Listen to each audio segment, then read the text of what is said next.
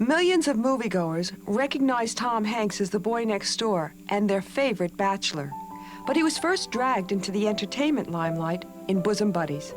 I was lucky enough to figure out that I couldn't do anything else right about the time they started paying me to act. I had no knowledge of what it was I wanted to do. I was just kind of wandering around. I just wanted to goof off as much as possible. And now I get paid to do that. You do everything well. Your peers have awarded you. We don't have to go through all the stuff you've won. Why would you take on a project that scared you, or are you the kind of person that likes extra pressure? To go off and make a movie as an actor, for me, requires an awful lot of enthusiasm. The next shot is a reverse. And I have to feel as though I'm lucky to have the job. You may have to get yourself a new line of work. This one doesn't seem to agree with you anymore. Part of being an actor is the insecurity of, will I ever work again?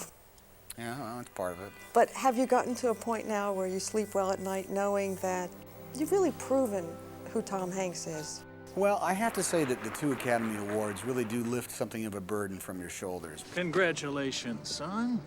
Have you given any thought to your future? Which is actually kind of scary, because then I think, well, does that mean I'm going to have the same drive instinctively that brought me to those roles in the first place? When Andrew Beckett stands up there on the stand and says, you know, I love the law, I feel great about that. What do you love about the law, Andrew? That every now and again, not often, but occasionally, you get to be a part of justice being done. That really is quite a thrill when that happens. So right then, you know, out of this great thing and out of this sense of relief comes a sense of dread, comes a sense of worry. I'm crying far too much in front of you people, and well, I'm wasting it all on TV journalists. So I think that, you know, all actors are screwed up and neurotic to a degree, and so that even they can take something as good as that and turn it into some sort of thing that has to be dealt with. How much of you goes into your characters? You have a tendency to make, and I'll deal with me, but I am the audience, feel like I know you. I think that's the reason that I'm attracted to the roles in the first place, is that I think they do land on me in some way that I can recognize. Maybe not in a big way, but still, I mean, there's some aspect of who they are and what they're going through that I can relate to somehow, via my own life or my own experience. Is it unfair to ask if you have a favorite? Well, I don't have a favorite role. Houston, we have a problem.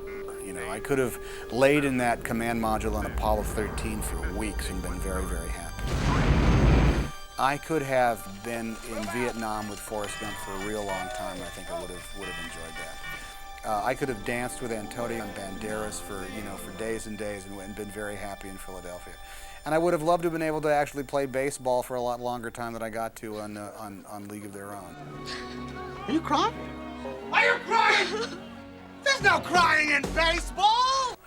The roles themselves are all far too special and far too divergent, really, in order to. I couldn't choose one between the other as being a favorite. Great, now I can ask you a tough question. How do you deal with the lows? You have had a successful career. Not all of your movies have worked. How do you deal with that part of it?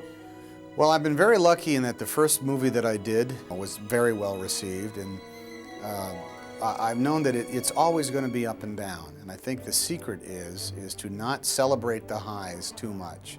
Because if you do, then when the inevitable lows come around, you are going to be even lower than you feel. Next slide, please. Because I know that sooner or later I'm going to try to do something and it's not going to work, and the question I'll have to answer then is, what went wrong? Why in the world would you choose to do something like this? Something that turned out so badly. So I think the secret is to make sure that you're doing it because you love the material no matter what, that it's going to be fun for you no matter what. And then if it's successful, it's an added bonus.